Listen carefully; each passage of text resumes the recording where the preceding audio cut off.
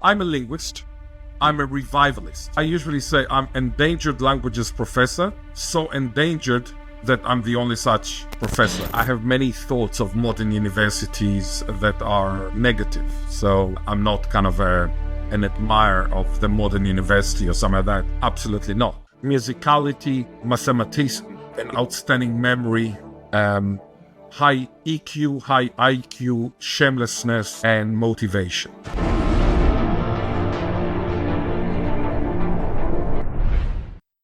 Glad. What's going on? How are you? And thanks for being here. Because give us a bit of your background. Obviously, we're here to talk about languages, but languages, what it can do is give you this massive cultural shift and experiences. So it would be awesome if you could give us your background within the language world and without. So, I was born to a survivor father from Italy. I was born in Israel. My mother was born after the Holocaust. She was much younger than my father, and she was born in Israel. I was exposed to Italian when my father spoke to my grandfather.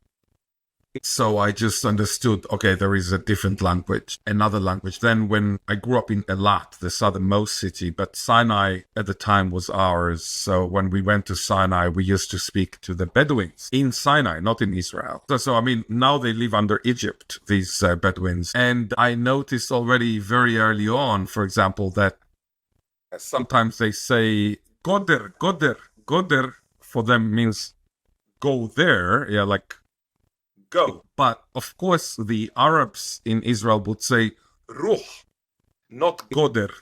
And of course, when I studied Arabic, as in Fusha, the standard Arabic, I studied idhab. So I remember already at the age of 10 asking myself, like, why did the Bedouin say goder? I mean, he's an Arab, yeah? He speaks Arabic. Why did the Arab that we met in Rafiah at the time? It's kind of funny to talk about it now because I actually went to Rafiah, which is kind of near Gaza at the time. It was we went there to eat falafel, and there he said ruh, and then you have idhab in the language that you read. So I was very interested in dialectology. So the different dialects. I was also very interested from from a very early stage of my life in playing with language. So it was very ludic with the meaning of playful. So I would write palindromic stories that you can read from the end to the beginning the same way. Very long ones in my mother tongue, which I now call Israeli, but at the time I called Hebrew. But also in English, which was maybe we started learning English at the age of 10. So probably after Arabic, after Hebrew, and my mother tongue was Israeli. So I make a distinction between Israeli and Hebrew. That's a big topic per se. But what I'm trying to say is that I was playful, ludic. I wrote a poem that you could read in Italian and in Israeli at the same time.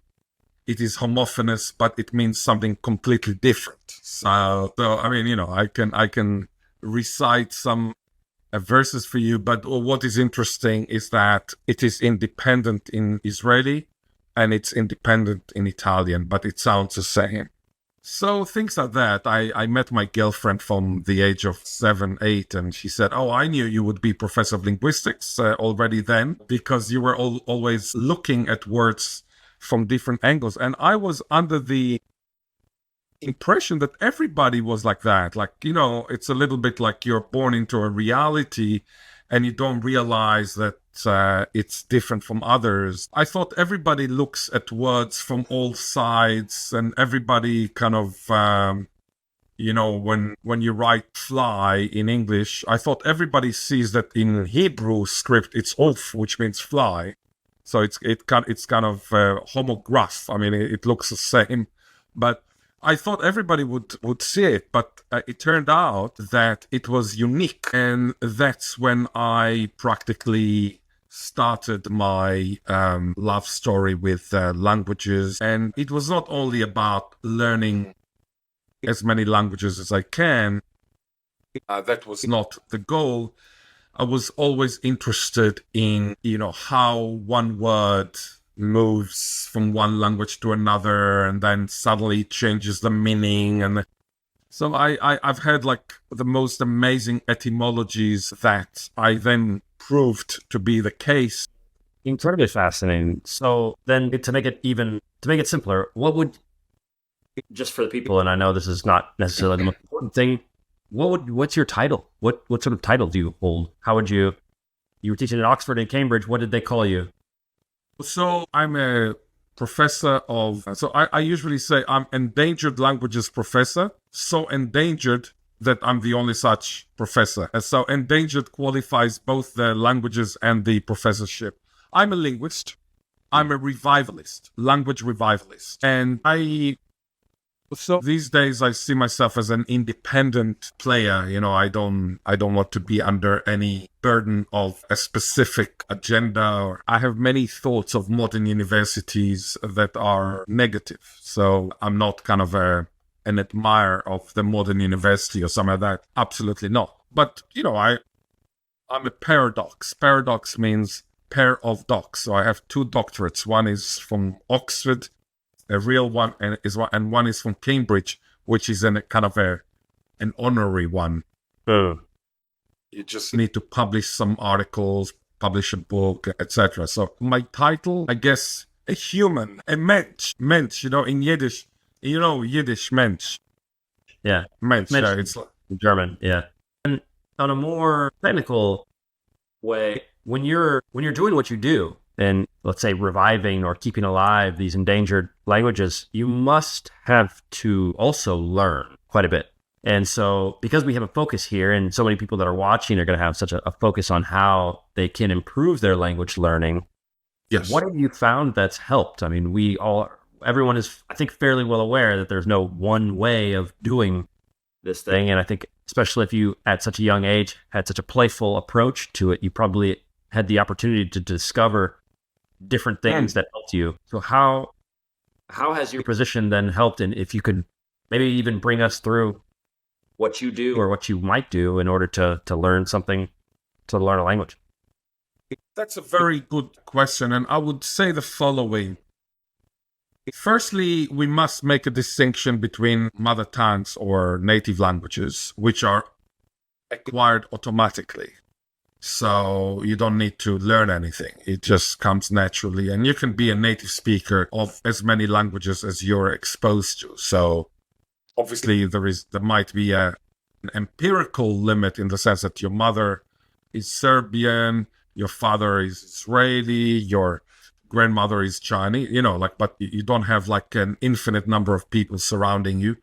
And you don't have an infinite number of hours in the day to be exposed to them. But I have friends who are native speakers of 5 languages. So this is not a big deal. This is just an automatic acquisition. It doesn't require any talent. It doesn't require anything. I am now talking about foreign language learning. So foreign language learning, which is usually, the argument is that before puberty, if you're exposed natively to, you can be a native speaker of many languages. But after puberty, it's very unlikely that if you move to Japan, then, after 10 years, everybody will think you were Japanese if you speak on the phone. Because they will not see us, that we do not look Japanese.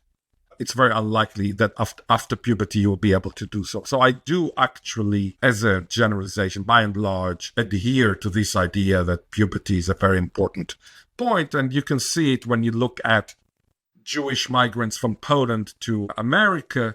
You see that the brother who came at 9 is a Native American speaker. He speaks like an American. But the one who came at 14 has a very strong, very strong Polish accent, etc. So, you can actually look at the same family. I discovered through the years that in order to be a good foreign language learner, you need 7 characteristics. And the characteristics are musicality. So I was lucky. I was born very musical. It's not, you don't need to be a a pianist, it's not like my friend Yevgeny Kissin. I have a friend in Prague, Yevgeny Kissin. He's a pianist, very good pianist.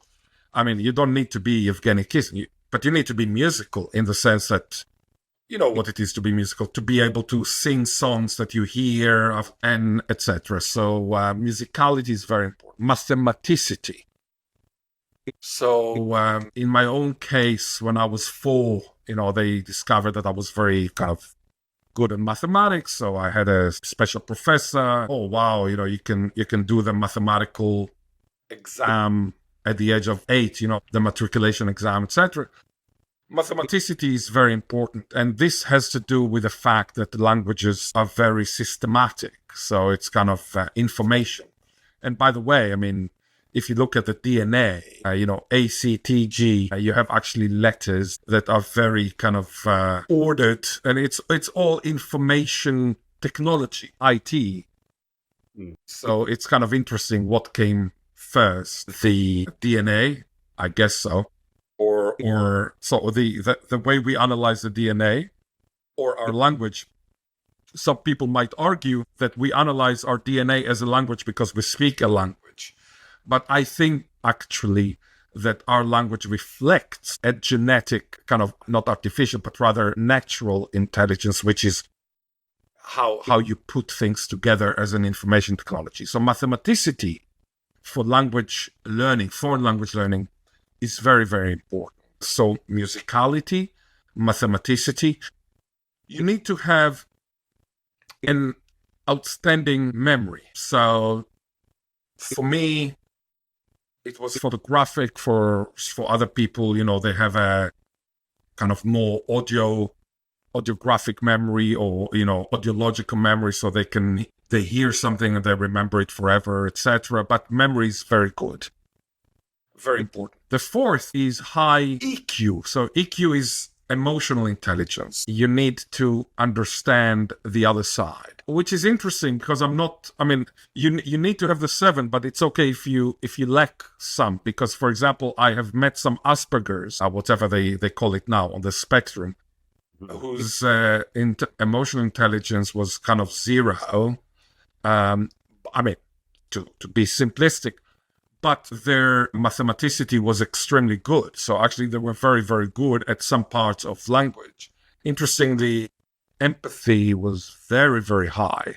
So, you have, but it's all the same as emotional intelligence. So sometimes you can have compensation if your emotional intelligence is not high, but still you have and kind of a photographic memory. It can compensate for that. So then you need high IQ, high intelligence, as in good brain. That's the 5th. The 6th is shamelessness, which is a problem, again, I'm generalizing, in youth in Asia. So for example, when I teach in China, people are afraid to make mistakes. They're afraid of kind of losing face. Should I ask this question? If I ask this question, maybe the professor would think that I'm stupid.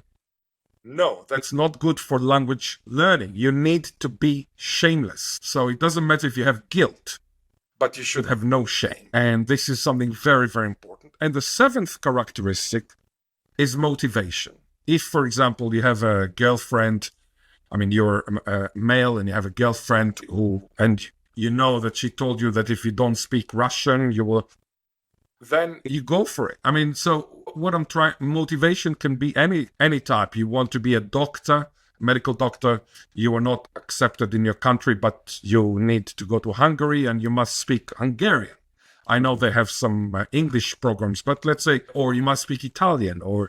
So if you don't have motivation, it doesn't actually matter if you have all the rest, because you will not remember something you don't care about. You need to remember.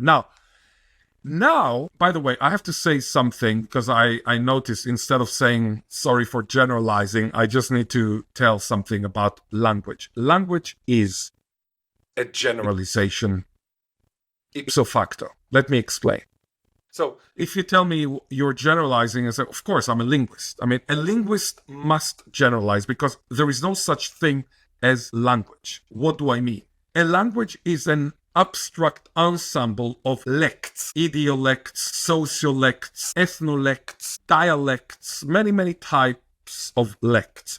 Etolects, so like according to your age. So for example, your language would be different from a native speaker of English who is 20 years older than you. And of course, your language will be different from the language of another person from the same place where you're coming, who is, say, of a specific ethnic background, etc. And dialect, I mean, like you don't speak the same in Minnesota as you speak in California, So we are generalizing when we speak about language. When I say, for example, I'm going to teach you Bangala, which is a language that I'm reclaiming in Air Peninsula, I'm going to teach you a generalized type of Bangala because, of course, there were dialectal variations between Port Lincoln and Port Augusta. And, for example, the word for the sun, S-U-N, in Port Lincoln was yorno, but in Port Augusta was a dindu. Yorno, dindu. But I'm going to teach you yorno. If you want me to teach you dialectology, I'll teach you dialectology, no problem whatsoever. But as a standard, we need to simplify. I'm going to choose, and this is the generalization that we are talking. So how do people communicate? Because they don't speak the same language? Through accommodation or negotiation. So I negotiate with another native speaker, and this is how language shifts, language changes. So if I send two people to the moon and I come back after 1,000 years, a male and a female, the descendants would speak a totally different language. Why? Because you negotiate all the time, resulting in kind of, it's a little bit like viral replication. It's like an orgy, like of characteristics, of traits. If you know about viruses, this is. So what I'm trying to say is that I generalize because I'm a linguist. So when I tell you, for example, that, like you need 7 characteristics, I don't need to say I'm generalized because it's obvious because I'm a linguist. So this is a caveat that we need to include. And if there is a linguist who tells you, I never generalize, you say, he's not a linguist, he's a spy, because it's impossible. You must generalize. But coming back to musicality, mathematicity, an outstanding memory, high EQ, high IQ, shamelessness, and motivation. Let us assume that your memory is not that good. Some people are better at memorizing, some people are less good. When I teach a language, and I've taught many languages. I mean, I've taught so many languages. Some languages I taught are. Tell us about some. I'm actually very, very curious. People will find it fantastically interesting. What have you taught? Like, what do you? I don't think we've I taught Morse code. Morse code. So it's a language. It's not only a transcription. So, for example, let's say your name is Will, right? W-I-L-L. So in Morse, it'd be di-da-da, did-it, di-da, did-it, di-da, did-it. You can see that there was di-da, did-it, L, double, yeah? So di-da-da is W, did-it, I, di-da, did-it, did, so Will, W-I-L-L. But then I will tell you, did-it-da, I'll tell you QSA. Do you hear me okay? So, I mean, like, it doesn't mean QSA. And then QRU, like, what's new with you? How are you? I mean, you might say it's RU from American English. But what I'm saying, it's a code. It's a language. It's not just transcription. Because you can also speak Morse. You can also speak English in Morse code. So when you teach Morse code, I remember, this is actually technically something which is beyond belief. And I wish I could show it to you, but we don't have half a year. I will play for you a recording, and it will sound to you nothing. Then I will teach you for 6 months Morse code, and after 6 months, you will hear what you had heard as, and you will hear an entire story. Now, this is remarkable because it's not only that you hear, you go to Japan. You don't understand, but you realize that she's changing her syllables. Here you just hear nothing. And then you suddenly you hear a world. I mean, this is beautiful. I remember when it happened to me as a student, and then when I taught it. So this is like Morse code. I mean, so then I taught, say, Arabic, many Arabics. There are many types of Arabic. I mean, it's kind of a myth that there is only one Arabic.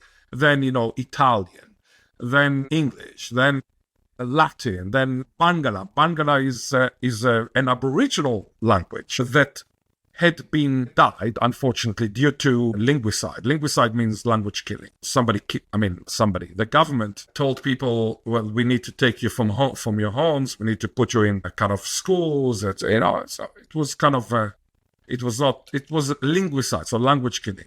Not genocide, but linguicide. But look, according to some definitions, linguicide is a type of killing a nation because you don't allow to speak the language. So if you don't allow Aboriginal people to speak the language, in a way Anyway, but coming back to Bangala, so I teach them the word, say, yuga. Yuga in Bangala means black. Yuga. And they don't remember because they don't, let's say my friends, they don't have a photographic memory. And then I decided, and I do it a lot, I can tell you so many examples. I decided to use mnemonics. Mnemonics are exactly the playfulness that you were asking me about. So I was thinking about it when you asked the question that you said, okay, maybe because I am playful, ludic, as in ludicrous, but Ludic means playful. Maybe I use some, playfulness in teaching a language and in learning a language. Absolutely. Because I told them, let's think of Mahatma Gandhi. They all know Mahatma Gandhi. I said, what was he? Was he white or was he black? I said, oh, of course he was black. I mean, he was Indian, yeah, but I mean, he was dark. Yeah. And tell me, what was he doing? I said, well, he was doing peace. Oh, he was doing yoga. He was kind of almost doing yoga like that. This. So yoga, now in Bangala, there is no O. Every O is U. So, for example, I'll give you a hint. If you need to say horse, if you needed to say the word horse in Bangala, there is no H, there is no S, and there is no O. The word would be wuji. So this is how you say horse, wuji. Wuji. Because there is no H, it becomes W. There is no O, it becomes U or double O as in U. There is no S, so it becomes J, and then you must also have a vowel at the end, so it's wuji. Like there is a place near Brisbane. Brisbane is in Queensland, Australia. It's called Toowoomba. No white fellow would know. You can ask an Australian, tell me, do you know where Toowoomba comes from? Probably it's an Aboriginal word. No. It's the way the Aboriginal people said the English word swamp. They couldn't say swamp. They changed the S to T and the W, so of course you need between the Toowoomba, swamp, you understand. It's a phonetic adaptation. So coming back to yoga, so he did yoga. Why? Because he's black. So black yoga. Now they have a visualization of the word yoga. And you can now go to Port Augusta, Whyalla, Port Lincoln, and ask them, how do you say black? They will say, oh, we remember Gilad talked to us about Mahatma Gandhi and yoga. So what I'm trying to say, when I teach Israeli, maher means quickly. But of course I go to the wind, I go and my hair is becoming, I say, quickly, my hair is all over the place, so quickly, my hair is burning, my hair is burning. So people remember, oh yeah, my hair, quickly. Or, oh hell, there is a raccoon in my tent. Oh hell in Israeli means tent. And I remember when I was in Canada, there were raccoons always in the tent. Like, oh hell. So in 1993, I made up this, oh hell, there is a raccoon in my tent. And because of that, people whose memory is not that good, they actually learn how to make stories themselves, on their own, in their own house, without even any other person being part of it. Of course, it's funner it's more fun to in my view. I mean, for me, yeah, I can only speak for myself. It's more fun to learn a language together with other people, to go to a cafe. In Adelaide, there is a French cafe where you go and you speak French. Like, even though it's most Australians, they do not learn another language, but there, if you want to practice your French before you go to Paris, you go to this. So the same, it's funner. But even if you're at home, there is COVID, there is a new pandemic, and you don't want to see anybody, you can actually make. So I've just made like 100 reels, REEL, like videos of how to remember words in revived Hebrew, in Israeli, with English. Okay. So it's like, for example, I went to a church from the inside, and I said, okay, I'll do this one. The priest decided to leave God, and the followers in the church said, you cannot betray Christianity. And then I say, leave God in Israeli means to betray. Leave God, to betray, because it's just serendipitous. It's a serendipity. It happens that leave God means to betray. I mean, it has nothing to do etymologically with leave God, but it just sounds like that. It's homophone.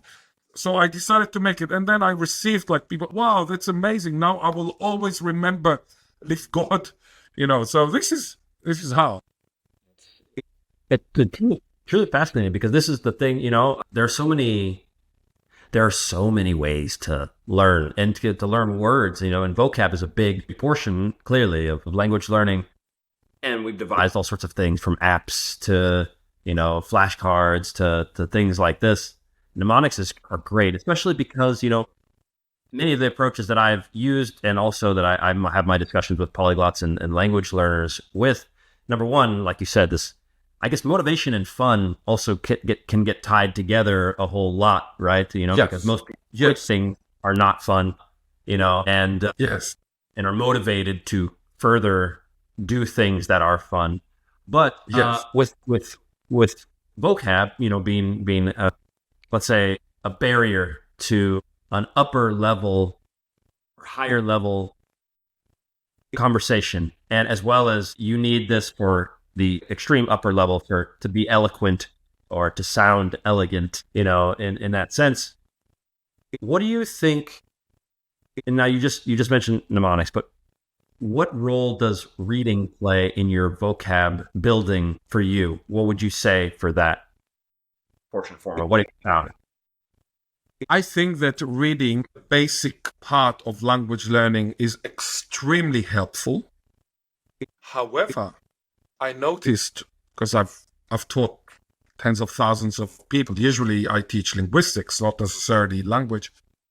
I noticed that fewer and fewer people enjoy reading. So I don't know if it has to do with computers, and I don't know whether it has to do with the span of attention. So whether it's, I remember when I made a MOOC, a massive open online course about language revival, I was told, I was kind of sanctioned, never have anything more than 7 minutes. After 7 minutes, you need it's almost like people, I remember on the other hand that when I watched some, I don't know, news or whatever, they had the commercials. They said, oh, for God's sake, why do we have commercials? But now it sounds like people cannot, I mean, they must have the commercial just in order to kind of, not because of money for the station, but rather for them to kind of get a coffee and to continue to be attentive. So if I'm right in this observation, which I guess I'm not the only one who observes it, then we need to find other ways. But if you ask me the basic question, is reading helpful? Absolutely. I remember when I studied Italian, I did, it was Machiavelli, Il Principe, the Prince by Machiavelli. I had to check so many words, I remember, because I was kind of, it's very easy to have basic Italian, but it's hard to have intellectual, scholarly Italian, and I wanted to have it too. And I had, and if I get an old book in English, like The Great Gatsby or whatever, I'm sure you will find so many glosses in whatever language I came with. I mean, because sometimes I study a new language with another language, not necessarily with my mother tongue. But of course, mother tongue for me is Israeli. So I would have so many glosses. So look, I'm sure that if you look at my own books when I was a learner of these languages, you would find many, many glosses. So I did a lot of reading and it was great. And I also noticed that for me as a non-native speaker, oral English, colloquial English, and written English are more kind of similar in a sense. So you might hear in my colloquial English some words that, say, a native speaker would not use really colloquially. They would just put it in an essay. Because when you're a non-native speaker, so there is not much difference, you know what I mean? Like, don't forget another thing. The oral language is something we were all born to do. Every Homo sapiens sapiens, almost every Homo sapiens sapiens, is a speaker of a language. If you don't expose Homo sapiens sapiens to language in years, I think this person would be kind of imbecile, because without language, he or she would not be able to kind of function cognitively. But it's an automatic thing. However, to write and to read is completely above and beyond Homo sapiens sapiens, because in fact, I know personally many people who are illiterate. When I asked in South Africa and in Namibia, some people to sign the contract, like that they agree that our interviews will be used, they could not even do it with a cross.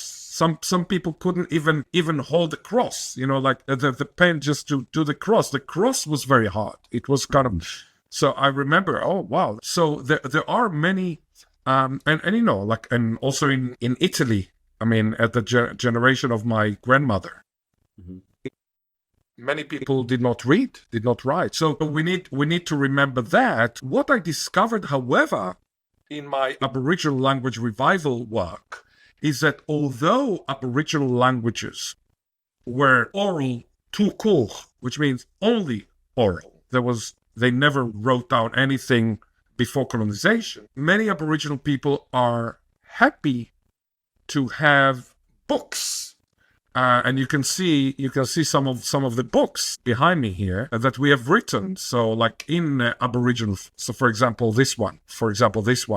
So we have written books in order to assist the reclamation of a non-written language traditionally. So, in other words, reading is helpful even when the language is oral. Now, when I say reading, of course, it also means an app. So we have an app, and I think that technology is extremely important. So, for example, I'll show you the app that we devised for Bangala. So there is an app here, yeah, and then it comes here, and then there is a traditional, you will see in a second, there is a traditional, and then you can search, like 3,000 words, and then let's say I don't know if you will be able to hear, but say tree. Albany. It just teaches you all these words, and this is something that I notice with kids, with Aboriginal kids. They love having the book, and the book is kind of big, but also they love playing with the app. And we are, of course, working. I work with many other Aboriginal tribes in order to have games, so to try to gamify the learning. I am a believer in alternative teaching methods. I'm sure there are people out there in the world who, like you, who come up with amazing new ways of learning. So I love going to the bush to the outback and looking for animals. And then when we find the animal, which is beautiful on its own, then the child has to say the name in the Aboriginal language. And then if we find another animal, then of course, so you never know how it will end up. Right. It's a living, so it's kind of, I like learning that is unexpected. And this is something which is in total contradistinction with the modern, like a university of everything is, you need to say in advance what you will do on week 12 at 1 o'clock, etc., because there is a form for everything. So I now correspond with what I said about the bureaucracy. I think exactly the opposite. So with AI, I remember many, many years ago, I saw for the first time, it was many, many years ago. I mean, it was like before AI or anything. So it was, I was a kind of it's kind of, I don't know how you call it. It's like practical shooting sport, like you with a handgun, practical shooting. Yeah. So I was in competitions and stuff like that. I remember once my friend took me to a place. It was a shooting range. And you have a movie, you have a film for an American movie, and then you need to kill the bad guys and to save the good guys, the hostages. And the film would actually develop differently according to your shots. So if you killed the bad guy, then he's dead, and then the movie will... But there were like 100 possibilities. See. And I remember that it was so advanced. I couldn't believe it. This was like, I don't know, 30 years ago or something.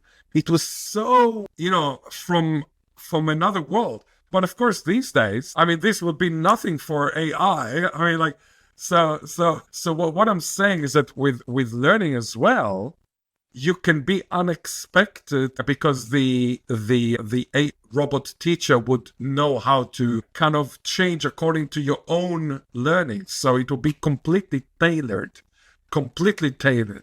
And this is something which, of course, is above and beyond my expertise. And this is where are we going to head in AI? Are we going to see, for example, people going to a cafe with their human-looking AI robot, and they're speaking to the robot in the language that they need to learn because they're about to go to Vietnam? And the robot, of course, knows how to speak in all languages, and he knows how to, or she knows, or they know, or whatever. They know how to answer every question because they're connected to the internet, to whatever. And then people say, "Oh, that's crazy! What a crazy idea!" So it's not such a crazy idea because many people might prefer to go with that robot than to go with a friend, or might require them to ask for cappuccino. Whereas the robot just go.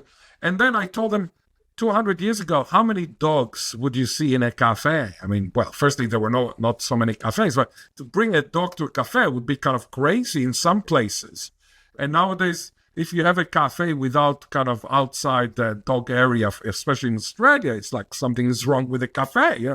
So, I mean, these are all, whatever sounds ludicrous today would sound beautiful, sublime tomorrow, So I very much look forward to seeing these shifts. In linguistics, I always say shift happens.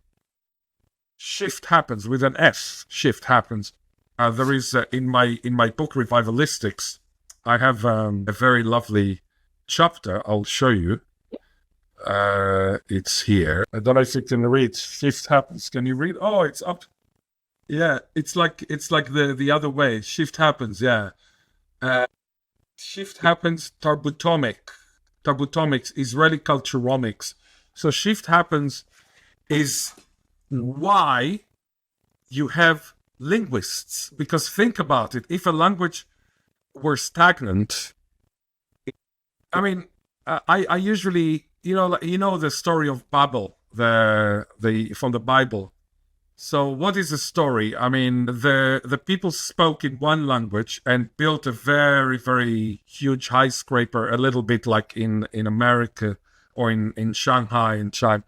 And then God said, "Oh no, they are about to see what I'm doing here. I'm going to confuse their languages." God created the linguist. But several centuries ago, there was a philologist, a linguist, who looked at the Bible, at the Hebrew Bible, and said, "Oh, look, this was written in a different dialect. There is a mistake here. This is how the linguist killed God. So God created the linguist, but the linguist killed God.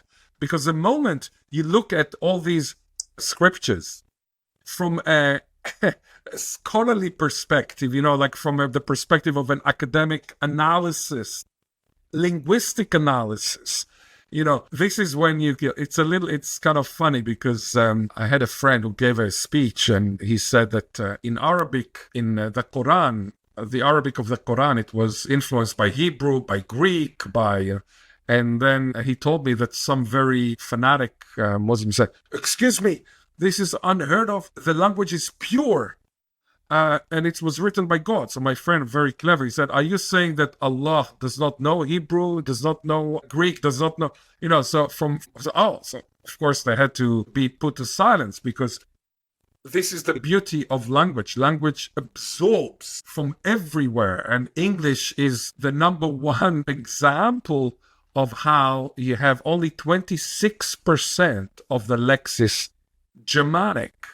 You have 29% from French, 29% from Latin. So together it's 58% of the vocabulary of English is Romance. It's French and Latin. Only a quarter is from Germanic. I mean, it's crazy if you think about it. I mean, I love all of the things from etymology. It's fascinating when you start to also. It's so useful. It's funny because it's so useful when you're learning a language. I guess when you start to see where these words pop up in other languages and how, it's funny because I obviously spend a lot of time in Croatia. And if you know, which you do know, and you've spent some time in that part of the world, if you talk to somebody from the Balkan area, specifically from former Yugoslavia as well, "ide" is a word that you are going to run across. But it was hilarious to me when I was in Istanbul and I'm hearing "hadi." And they're saying they're using it in the same way, and then you're going, what is that the same thing? And then you go look, and you see the relationship between the Turks and not just the Croats, but that region there, and you see how and then you just go look at other things, and it's everywhere. And then so that will help. It does help because since we've had a focus at least on vocab, at least a little bit today. Yes. And mnemonics, and it's whenever you can truly elicit emotion, that's at least what I've seen.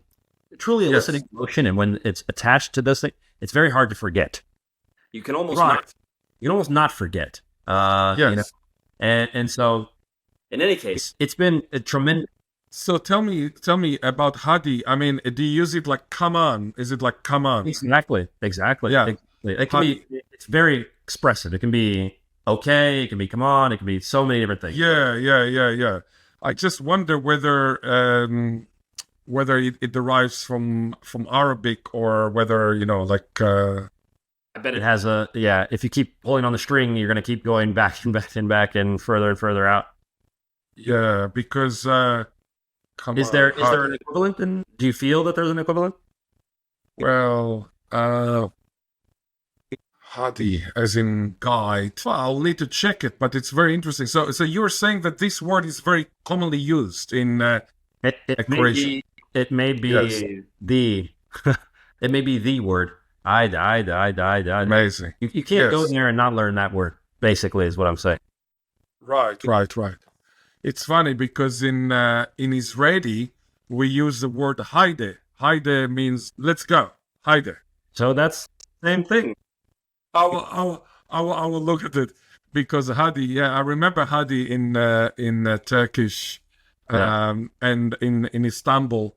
And of course, it sounds coming from Arabic. You have to realize that Mustafa Kemal Atatürk, 1928, wanted to get rid of all Arabisms and Persianisms because he wanted to kind of align himself with Europe. So he wanted Frenchisms. He loved French. So Mektep, which means school, he didn't like. So he wanted Okul, which is like école normale supérieure. Yeah. So école, Okul.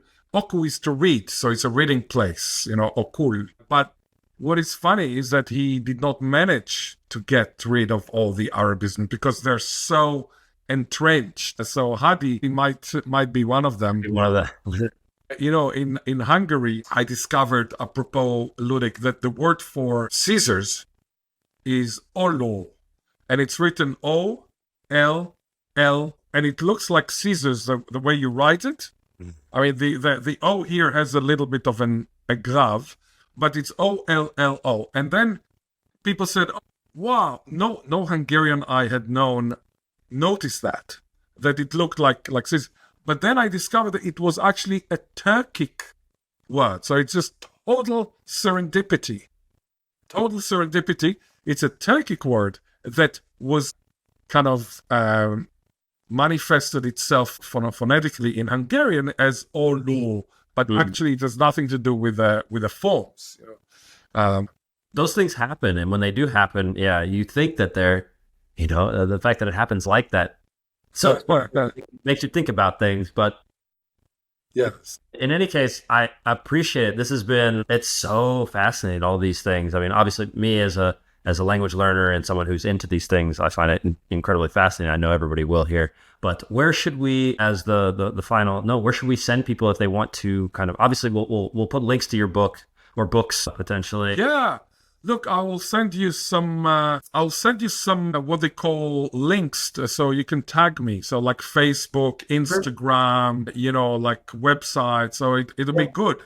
Yeah. And of course, if you have anything else you would like to ask, I mean, just let me know. It was a pleasure to talk to you.